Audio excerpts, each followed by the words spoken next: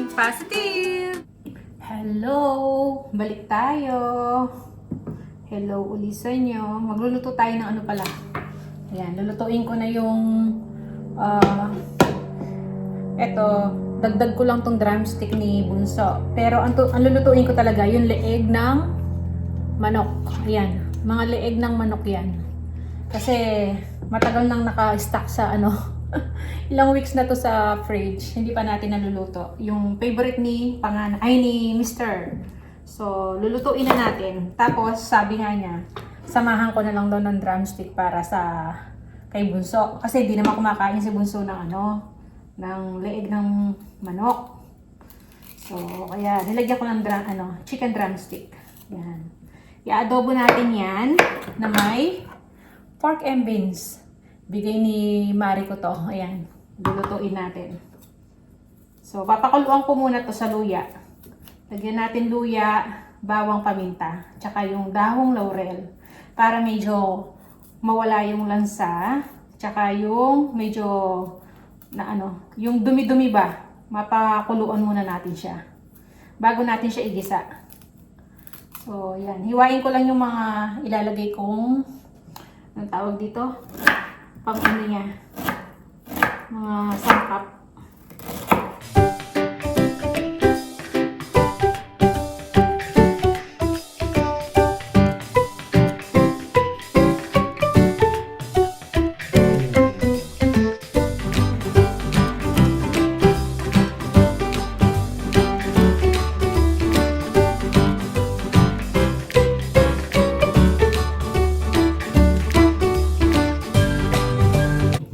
So, yan. Papakuluan natin to sa sariling, may konti na siya ng tubig, pero hindi ko na ladagdagan. So, magtutubig naman kasi to. So, pakuluan natin sa sariling, tubig. Yan, salang na natin.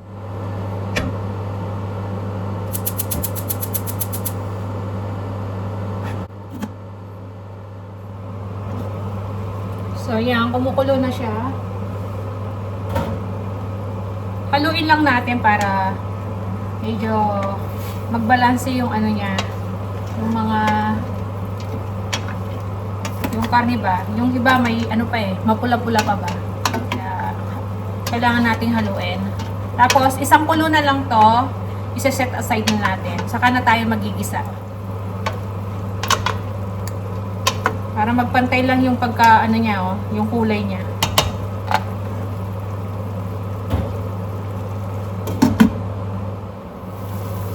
So, yan. Okay na to. Patayin ko muna yung kalan natin. Isa-set aside muna natin to. O kaya, gagamit na lang ako ng ibang lutuan. Para hindi ko naalisin dito. So, yan.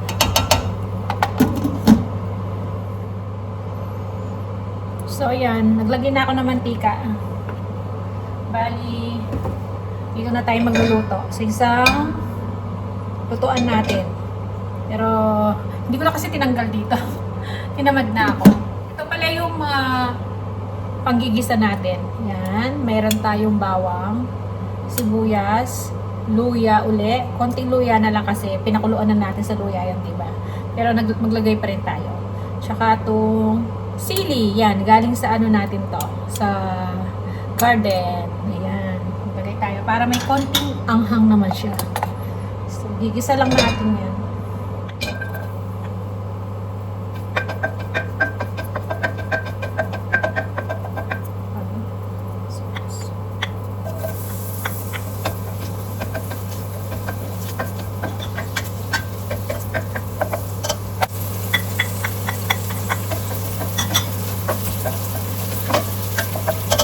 Lagyan na rin natin itong maglalagay tayong chicken cube.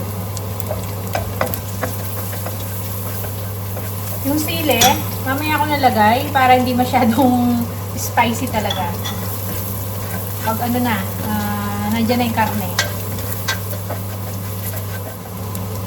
Lagay na natin yung ating mga chicken.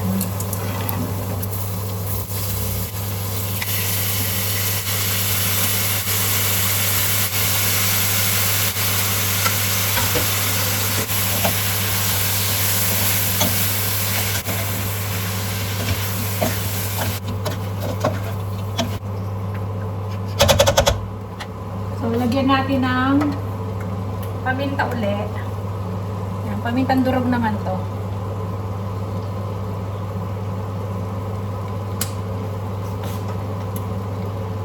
Tsaka, garlic powder. Kahit wala namang garlic powder, optional lang naman to. Tapos, lagyan na natin ng toyo. Soy sauce.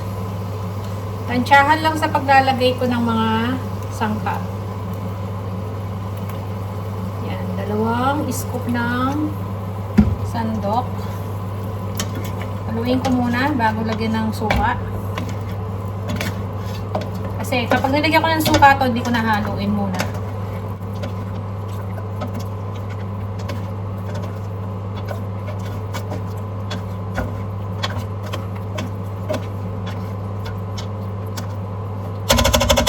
So, lagyan na natin ng suka.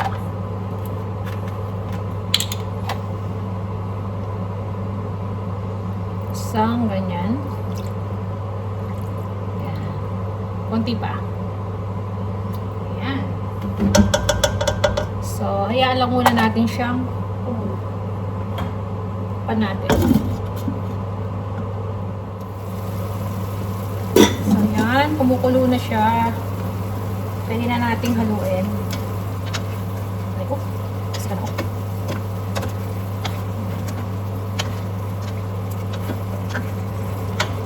So, maglagay tayo ng konting tubig. So, may pinagkuluan ako ng konti rito.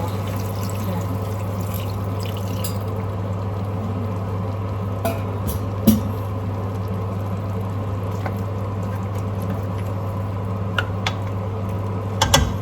Tapos, lagay na natin yung ating sili. Saka, maglalagay tayo ng konting sugar. Pambalances dun sa asim, alat. Yan. Konti lang. Siguro lang to. 1/2 tablespoon. Yan. Saka natin haluin ulit. Tapos lalagyan na natin yung pork and beans. Para manuot na yung lasa niya sa karne. Habang pinapalambot natin tong chicken natin. Sa inyo ating pork and beans. Ayan, thank you Mars sa pork and beans mo. Ito, ngayon ko palang lulutuin. Gagamitin. So, ayan. Alam niyo ba, ginagawa ko rin to sa yung paa ng manok. Ayan, may recipe ako niyan eh. Paa ng manok with pork and beans. Nadobo siya na may pork and beans. So, ganito rin sa leeg ng manok. Meron nga lang siyang laman ngayon, yung chicken drumstick. Kasi para makakain si Bunso. Kami ni Mr. ito naman kakainin namin tong leeg ng manok. Yan. Medyo maglalapot yung niya, yung sabaw kasi nga sa nilagay nating pork and beans.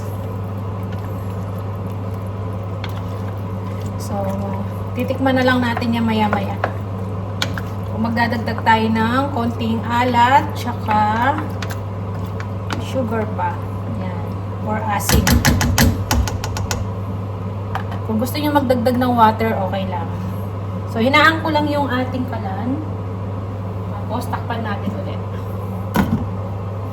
So, yan. Habang hinihintay nating maluto yung ating ulam, nakapag na pala ako kanina. After nating mag-garden, dun sa ating mga, anong tawag doon, sa stone natin, isipan ko sinipag ako maglaba. So, nilaban ko yung mga sapin ng ating cushion, tsaka yung sapin ng upuan. Ayun, nakasampay na doon. Ayan. So, para hanggang bukas, matuyo siya. Natin Pero meron naman akong ibang ikakabit dito sa ating sa mga trofilo natin. So, yan. Lapit na maluto to. Oh, yan. Kulong-kulo na. Ayan, siya mag-isa, nagsabaw ng ano, di ba? Nadagdagan yung sabaw niya. Yung nilagay kong sabaw kanina, konti lang yun. So, siya na mismo nag-ano, oh. So, titikman na natin. Medyo malapit yung sabaw niya. Alam niyo ba, kapag lumamig to, malapit na malapit yung sabaw na to. Parang ano lang, hindi siya ganito. Matutuyuan din siya. So, titikman natin kung okay na yung mga nilagay nating pampalasa.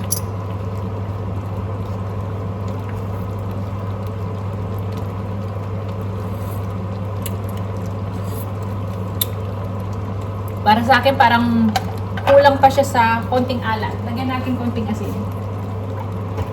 Tapos, konting sugar. So, lagyan natin ng konting asin. Yan. Konting asin. Tapos, konting sugar pa. Medyo matabang eh. Kamayin ko na ha. Hindi na ako mag-i-scoop. Yan. Pasaluin natin. So, kayo nang bahala sa pagtitimpla. Sarap nito. Sarap papakin. Yan o, malambot na yung karne.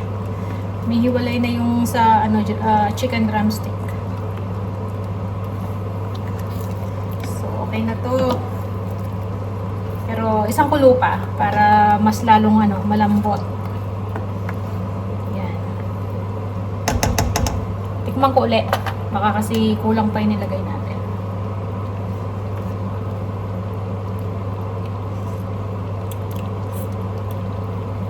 Yun, nagbalanse na.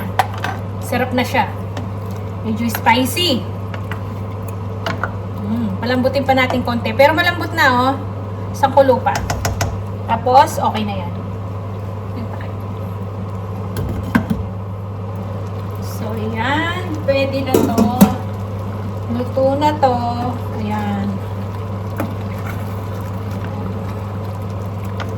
Lambot na.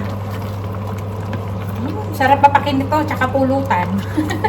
Pero hindi naman nakakainom si Mr. Hindi na siya pwedeng uminom ng alak. So, papapakin niya to sigurado. So, yan. Pwede na to.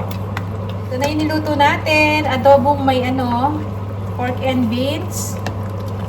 Na leeg ng manok, tsaka yung chicken drumstick.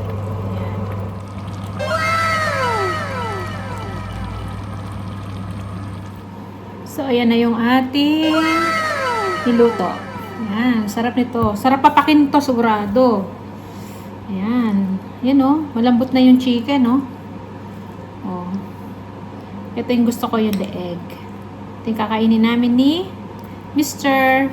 So, yan lang po yung ano natin, niluto ngayon. Share ko lang sa inyo yung paano ako magluto ng may pork and beans. Ayan. Parang inadobo siya, tapos lalagyan mo lang siya ng pork and beans. So, kain muna tayo. Maraming salamat. Kita-kita na lang tayo sa mga susunod namin video. See ya!